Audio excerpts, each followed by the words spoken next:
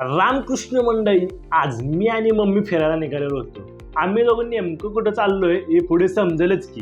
अय्यो, रस्त्यात खड्डे आहेत की खड्ड्यात रस्ता हेच काय समजना. आणि सरकारला कधी जाग येणार काय माहित. सरकारचं हे काम आणि 6 महिने थांब असं म्हणतातच ना. कसं तरी पोचलो की आम्ही जिथं जायचं होतं तिथं.